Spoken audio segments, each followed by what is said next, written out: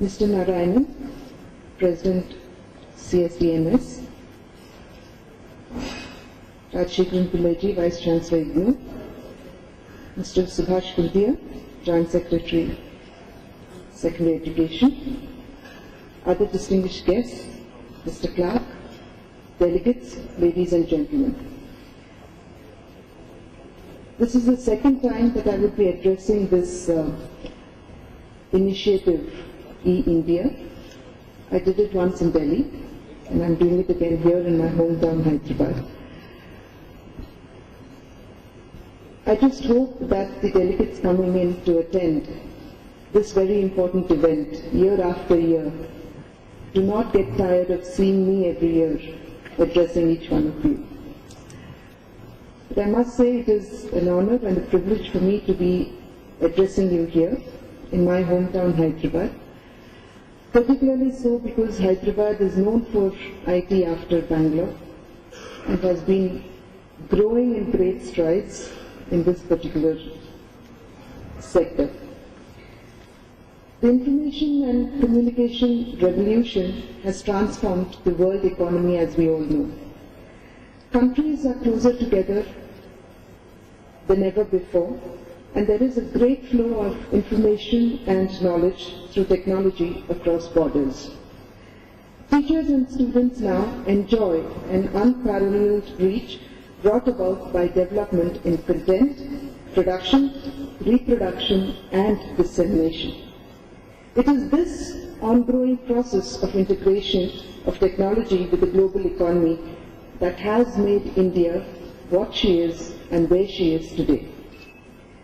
India's educational sector is at a tipping point where opportunities are abundant and challenges are unprecedented.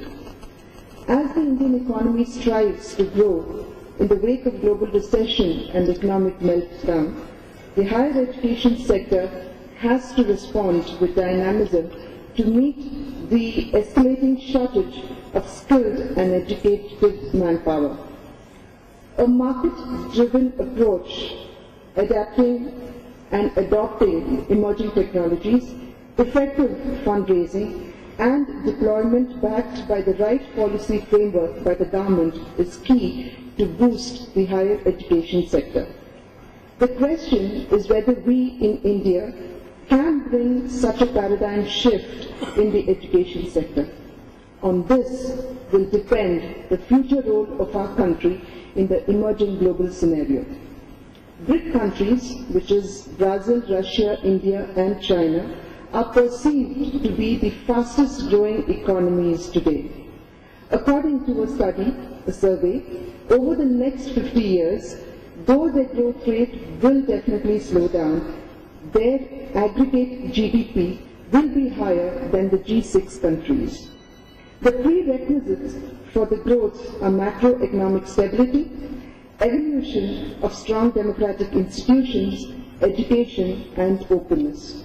I think, in my personal perception, there is also a fourth dimension to their faster growth, and that is digitization and IT penetration. India is a major source of software that goes into hardware equipment, gadgets, etc. And in the next 20 years or so, it is predicted that hardware will outpace petrochemicals in terms of production and sheer size. It will be advantageous for India to form an alliance to upgrade the quality of software and hardware that goes into equipment and gadgets. Such efforts cannot fructify in vacuum. And here comes the vision of joint research projects commissioned to evolve newer products and concepts which can have steady marketability in the world over. Education forms the backbone of a nation and is one of the most important key indicators of a country's growth and development. The demographic differentials reveal that over the next 20 or 30 years, India has distinct advantages in a population profile concentrated in the younger age group where many opportunities can be fully optimized. Rise of knowledge economy at a global level has thus reinforced education as a key economic and business driver. We are today entering a knowledge era, an era where the returns on investment in knowledge far exceed the returns in any other activity. India's education market is on the verge of a boom, and realizing the huge market potential, India needs to have a proactive demand-based policy towards private higher education, including foreign institutions and universities desirous of setting up campuses in India or entering into joint ventures. As our economy seeks to grow and become increasingly knowledge-based, the country's higher education sector is put to the severest test. This is because the quantity and quality of its educational sector directly impacts the quality and quantity of the economic output. An effective higher education sector provides the country with a globally competitive workforce, which in turn is a critical enabler and a facilitator of economic growth and development.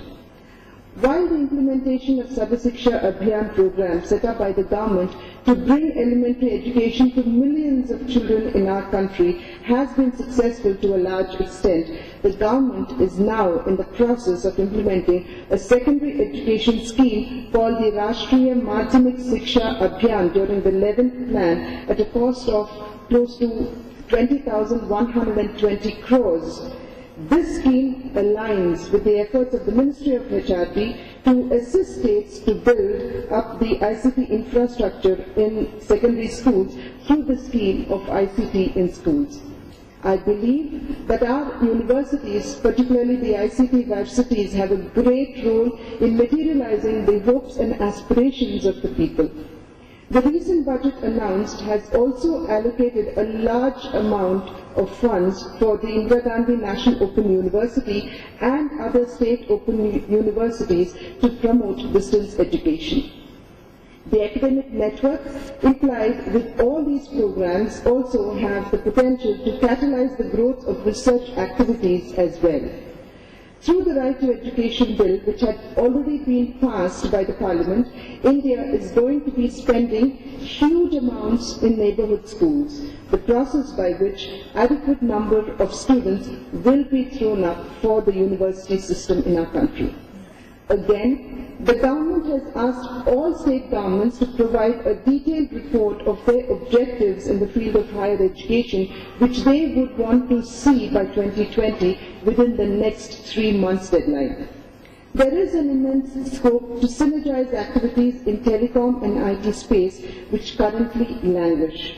India will soon witness the launching of a National Information Highway Authority, the NIHA. The main aim of NIHA will be to increase various e-activities in the government, and these activities include e-governance, e-learning and e-health. As the apex body of such initiatives, NIHA would clearly and closely monitor all future projects and budgets. Once NIHA is in place, it would become an ideal vehicle to promote all initiatives effectively in a time-bound manner. The goal of NHRD in India is to promote the well-being of all, the whole education community in the region through economic growth and development. That goal must be achieved by planning, developing and implementing education and training programs in the community in both the public and the private sectors. Government is coming out with a package of reforms and policy measures in the case of development of technology, cooperation and trade for capturing the market and ICT. The bottom line is that well-equipped, well-designed domestic policies are instrumental for enhancing the benefits from education while addressing the quality and inequality concerns. The eIndia platform in the past has always ensured to bring forth the policy needs of the country, be it in terms of education, ICT or other developmental domains. The continuous discussions and debates on the ICT policy needs in school education has already started providing the impetus, and the Ministry of HRD has initiated the consultation process with the community on a national policy framework. The initiative of the ICT policy in school education is inspired by the tremendous potential of ICT for enhancing outreach and improving quality of education.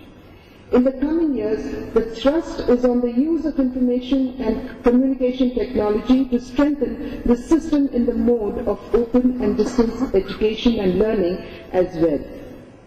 India has a large number of distance education programs in undergraduate and postgraduate levels. Today, many prestigious Indian universities offer open and distance programs. IGNOU, or Indira Gandhi National Open University, one of the largest in student enrollment, has numerous distance programs and numerous local centers that offer supplementary contact classes addressing both access and quality challenges. In order to deliver the benefits of ICT in learning process, a new scheme, namely the National Mission in Education through ICT, will be launched with the objective of providing connectivity to the learners to the knowledge world in cyberspace and to make them netizens in order to enhance their self-learning skills and develop their capabilities for online problem solving. The mission would also work for creation of knowledge modules with right content to address the personalized needs of learners. It aims for certification of competencies of the learners acquired through formal and or non-formal means, as also to develop and maintain the database having profile of human resources. In order to deliver the benefits of ICT-enabled learning, the mission would focus attention on achieving technological breakthrough by developing a low-cost and low-power consuming access device, making available free bandwidth for education purpose to every Indian to build knowledge network between and within institutions of higher learning in the country. Despite various challenges, India has significant advantages in the present knowledge race. It has a large higher education sector, the third largest in the world in the student numbers after China and the United States. It uses English as a primary language of higher education and research.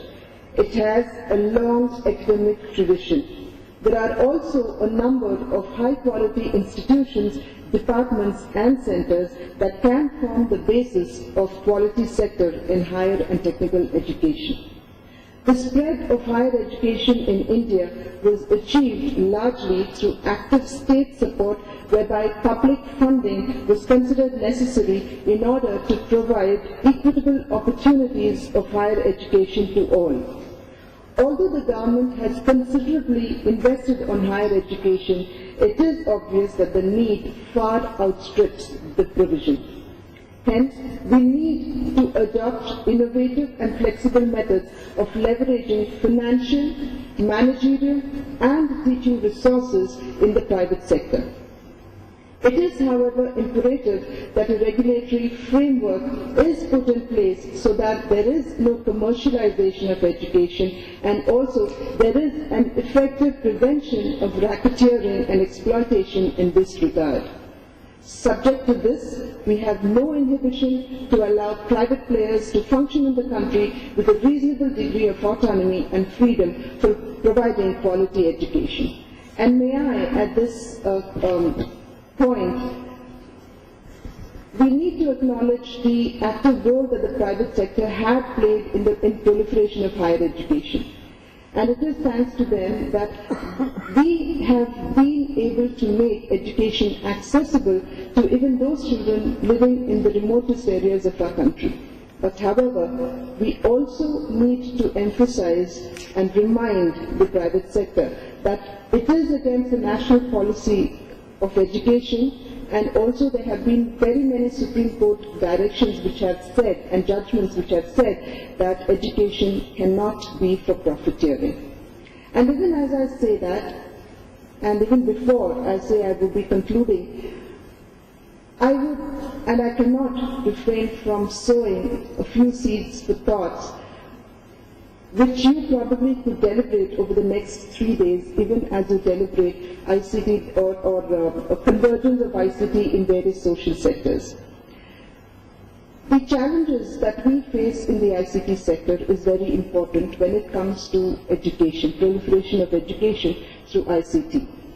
We need to remember that many of our teachers are first-generation learners. Particularly, we have heard Shri S.R. Rao, even as he left the podium, say that it is thanks to the rural sector that our growth has not been hampered. But how do we get this large rural population closer to ICT? How do we make them tech-savvy, if I may be allowed to say?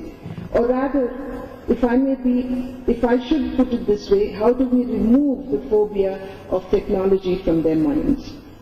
It is important. We need to see how we bring in ICT into our social sectors, into our health sector, into agriculture, which is very important. But how do we do this? We know that we have many first-generation learners, even in the education sector, many of the teachers in rural India who are afraid of even using the computer as they are the first generation who are exposed to computers. They are phobic about standing in front of a classroom of children whom they are teaching, and they are scared. They fear failing before their students themselves. So how do we train this large number of teachers that we have in the rural areas? We have heard many people speak of one laptop per child, but then we also have heard them say that they would need the government to subsidize the cost. When we ask them what would be the cost, they would say around $100, $150 to $200. But can we in India, which has large demographical challenges, be able to subsidize the cost of one laptop and ensure that every child in our country has a laptop? It is here that the government of India is now looking at probably our own technological institutions to see if we could develop a laptop probably which would cost our children not more than $10. We know it is a huge challenge, but we also know we have the capability, the potential and the capacities to overcome these challenges. Who at one point of a time thought that nano would be, as Mr. Ratan Tata has dreamt, he would be able to provide a car for $1 lakh rupees. People did laugh at him, but we do have a nano today on the roads, probably a little higher than 1 lakh, but yes, it is affordable. It is the same thing that we need to do today. We need to put our heads together to see if we can bring down the cost of these laptops to ensure that every child in our country does have a laptop each. And even as we speak of laptops, and even as we speak of computer-enabled teaching to our children, what about the power? Do we have the power? We do have, but we know that it is very erratic. We know that some areas in our country does not have the necessary power supply. Then what do we do? How do we ensure that our schools use these computers? How do we ensure that we do bring our technology closer to the children? And this again is a huge challenge. The other challenge that would come up to my mind is content. We do need quality content to be developed for children to ensure that we provide them quality education. And therefore, content development is also a huge challenge that we have. Languages. We have heard, and we all know that we have large number of languages, hundreds in number, 22 official languages. But then how do we bring education close to these children who are very comfortable in learning in their own mother tongue, probably starting in their mother tongue, and therefore how do we develop content in their own mother tongue? I think these are the huge challenges that we need to address, even as we realize the fact that it is through ICT, through distance mode of education, that we can ensure that we improve our gross enrollment ratio to 15%, which has been pegged by the Planning Commission. 15% we also realize is not comparable to the developed countries, wherein we talk about say 60 to 70% in developed countries, 40% in the European countries, and we have a gross enrollment ratio of 11%, which we are aspiring to increase to 15%. But even to increase our gross enrollment ratio to 15% with our challenges, I think, would be a great task if we did achieve it. Well, we have our Honorable Minister for Human Resource Development, Kapil Sibalji, who is not content with 15%. He says we need to increase that to 20%. But that itself is going to be a huge challenge and a huge Herculean task for us to achieve. We do have the long tradition of using radio, television, satellite in education sector, which probably we did lose contact or touch somewhere, and we need to ensure that the missing link is brought back, and we do use all these methodologies in ensuring that we provide quality education to all our children in the rural areas. Skill development is another area which we would like to incorporate and bring technology into ensuring that we enhance the skills of our children in our country. 5%, as Mr. Pillai had just pointed out, the 5% of our children have certified skills today. We do hear of a lot of unemployment, and we do hear of many institutions providing skill development training, but are they certified? Are these children ensured employment opportunities outside is the question. And therefore, if we do achieve and if we are able to provide certified skill development to our children, and I'm sure that the India, which is already a name to reckon with in the service sector, will become a force tomorrow. There is also the fear amongst the teaching community and the fraternity that technology will be replacing them. We need to build the confidence in our teaching fraternity that technology is not to replace them, but technology is to be used by them. It is a facilitator which would enhance the teaching skills, and therefore that confidence needs to be built up in our teaching fraternity even before they fear that they would be replaced by technology.